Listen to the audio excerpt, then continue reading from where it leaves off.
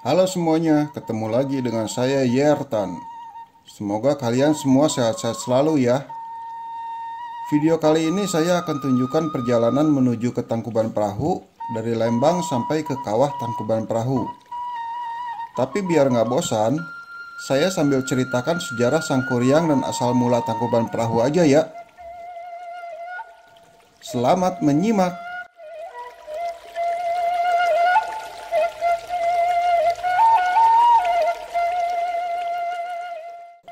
Diceritakan pada zaman dahulu hiduplah seorang mama cantik bernama Dayang Sumbi yang tinggal bersama anaknya bernama Sangkuriang. Keduanya tinggal di sebuah desa bersama seekor anjing kesayangan mereka yaitu si Tumang. Sebelum hidup berdua bersama anaknya, Dayang Sumbi menikah dengan titisan dewa yang telah dikutuk menjadi hewan dan dibuang ke bumi. Tanpa mereka sadari, sebenarnya mereka itu hidup bertiga bersama Dayang Sumbi dan papah dari Sangkuriang yang berubah menjadi anjing kutukan tadi. Setelah melewati masa bersama anaknya, Sangkuriang pun tumbuh menjadi pemuda dengan paras mempesona serta tubuh yang gagah dan kuat seperti Deddy Kobuser. Sangkuriang tumbuh menjadi anak pemberani yang senang berburu.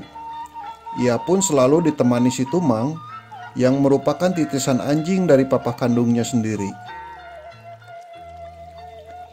Pada suatu hari, Dayang Sumbi meminta Sangkuriang untuk mencarikan Kijang karena sang mama sedang ingin memakan hati Kijang saat itu. Sangkuriang dengan ditemani si Tumang berburu ke hutan untuk mendapatkan Kijang sesuai keinginan si Dayang Sumbi. Saat di hutan, Sangkuriang melihat seekor kijang tengah merumput di balik semak belukar. Sangkuriang pun memerintahkan si Tumang untuk mengejar kijang tersebut. Namun ada hal aneh yang terjadi pada anjing piaraannya itu. Si Tumang yang biasanya penurut, kini menolak diperintah Sangkuriang untuk mengejar kijang tadi. Sangkuriang pun marah dan mengatakan, "Jika engkau tetap tidak menuruti perintahku, aku akan membunuhmu, Tumang." Ancaman tersebut tidak dipedulikan si Tumang dan membuat Sangkuriang semakin kesal dan marah. Sangkuriang pun akhirnya membunuh si Tumang dan mengambil hati anjing itu untuk diberikan kepada Dayang Sumbi sebagai pengganti kijang yang tidak berhasil ia dapatkan. Tanpa disadari si Dayang Sumbi, ternyata hati yang diberikan anaknya itu adalah hati suaminya yang telah dibunuh oleh anak mereka sendiri. Dayang Sumbi baru mengetahui setelah memasak dan memakan hati itu. Betapa murkanya Dayang Sumbi ketika mengetahui bahwa si Tumanglah yang diberikan Sangkuriang kepadanya. Dayang Sumbi kemudian meraih gayung yang terbuat dari tempurung kelapa dan memukul kepala Sangkuriang sambil mengatakan yang sesungguhnya. "Tumang itu papahmu, Sangkuriang." Mendapat perlakuan dari Dayang Sumbi seperti itu, Sangkuriang pun marah dan sakit hati. Ia tak rela mamahnya begitu kepadanya. Sangkuriang berpikir bahwa Dayang Sumbi lebih menyayangi si Tumang dibandingkan dirinya. Maka tanpa berpamitan, Sangkuriang pun pergi mengembara ke arah timur. Setelah kepergian Sangkuriang, Dayang Sumbi mengaku menyesal atas perbuatan kepada anaknya sendiri. Ia pun memohon ampun kepada para dewa atas kesalahannya tersebut. Mendengar permohonan Dayang Sumbi, para dewa menerima permintaan maaf itu dan mengaruniakan kecantikan abadi kepada Dayang Sumbi. Di sisi lain, Sangkuriang yang terus mengembara tanpa tujuan pasti, kini tumbuh menjadi lelaki dewasa yang memiliki paras dan tubuh yang dapat memikat banyak perempuan. Tanpa sadar, setelah bertahun lamanya mengembara, ia kembali ke tempat di mana dulu dia dilahirkan. Sangkuriang berhenti di salah satu pondok untuk meminta air minum kepada pemilik pondok tersebut. Tanpa disadari, ia terpesona dengan kecantikan Dayang Sumbi yang abadi. Ia tidak mengetahui bahwa perempuan yang berparas menawan itu adalah mamah kandungnya sendiri. Begitupun yang terjadi pada Dayang Sumbi. Ketika melihat sosok gagah nan sakti di hadapannya, ia tidak menyadari bahwa lelaki tersebut adalah Sangkuriang anaknya sendiri. Dari situlah tumbuh rasa simpati dan cinta. sampai akhirnya mereka merencanakan pernikahan. Sebelum melangsungkan pernikahan, Sang Kuryang yang mengganti namanya dengan Jaka berniat untuk berburu ke hutan. Dayang Sumbi pun membantu Jaka calon suaminya itu untuk mengenakan tutup kepala. Betapa terkejutnya Dayang Sumbi ketika melihat luka di kepala calon suaminya itu. Luka tersebut mengingatkan pada anak laki-lakinya yang telah meninggalkannya dulu. Ia sangat yakin bahwa lelaki gagah yang ingin menikahinya itu adalah Sang Kuryang anaknya. Melihat bekas luka tadi, Dayang Sumbi kemudian menceritakan kepada lelaki tersebut bahwa dirinya adalah Dayang Sumbi, orang tua kandung dari Sang Kuryang yang telah bertahun-tahun lamanya menghilang. Namun, Sang Kuryang yang telah dibutakan oleh hawa nafsu tidak mempedulikan penjelasan Dayang Sumbi dan tetap bersikukuh menikahinya.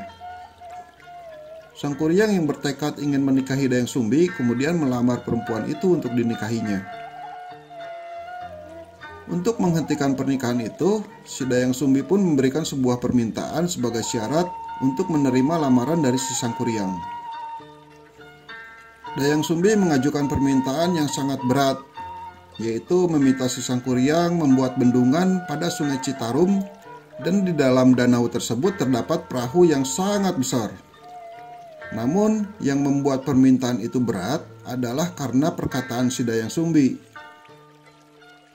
Sebelum fajar terbit, kedua permintaan itu harus telah selesai engkau kerjakan. Tanpa ragu, si Sang Kuryang menyanggupi permintaan dari Dayang Sumbi. Baiklah, aku akan memenuhi permintaanmu. Segeralah Sang Kuryang ke toko material untuk belanja seluruh peralatan.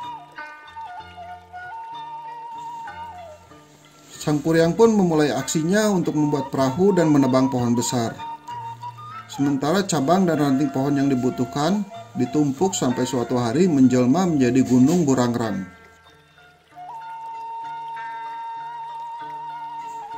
Perahu besar pun berhasil dibuat Sang Kuryang. Setelahnya, lelaki gagah nan sakti itu memanggil para makhluk halus untuk membantu membendung aliran sungai Citarum yang deras untuk dibuat sebuah danau sesuai dengan permintaan Dayang Sumbi. Semua yang dilakukan Sang Kuryang membuat Dayang Sumbi merasa cemas karena pekerjaannya sebentar lagi selesai sebelum berganti hari. Dayang Sumbi pun mencari cara untuk menggagalkan rencana pernikahan dengan anak kandungnya sendiri dengan memohon pertolongan kepada para dewa. Setelah berdoa, Dayang Sumbi mendapat petunjuk untuk merebah buah rarang, yang artinya kain putih hasil tenunan. Setelah itu Dayang Sumbi berkeliling dan memaksa ayam jantan berkokok di saat waktu masih malam. Mendengar suara ayam sudah berkokok, para jin yang membantu pekerjaan Sang Kuryang pun sangat ketakutan ketika mengetahui bahwa fajar telah tiba. Mereka kemudian menghilang ke segala penjuru dan meninggalkan Sang Kuryang dengan pekerjaannya yang belum selesai. Tentu saja hal ini membuat Sang Kuryang marah besar karena merasa dicurangi oleh calon istrinya sendiri. Sang Kuryang meyakini bahwa fajar yang sesungguhnya belum tiba dan masih banyak waktu untuk para jin menyelesaikan danau tersebut. Sang Kuryang lantas murka dengan menjebol bendungan di Sangyang Tikoro. Kemudian aliran air Citarum dilemparkannya ke arah timur hingga menjelma menjadi gunung Manglayang. Air yang semula memenuhi danau tersebut pun menjadi surut.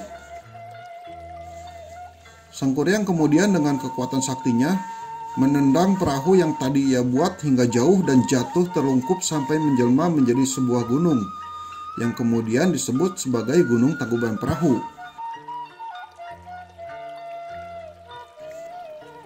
Masih dalam hawa amarah yang besar, Sang Kuryang mengetahui ini semua adalah siasat Dayang Sumbi untuk menggagalkan pernikahan dengannya.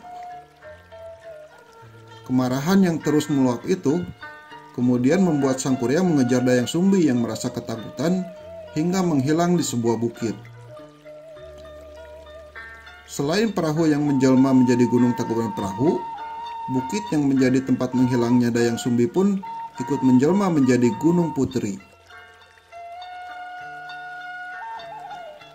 Sedangkan sang kuryang yang tidak berhasil menemukan Dayang Sumbi akhirnya ikut menghilang ke alam gaib.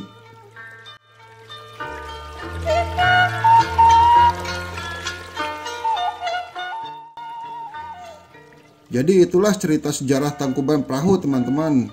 Kalau kalian suka silahkan like, share, dan subrek channel ini ya. Sampai jumpa di video selanjutnya. Ciao.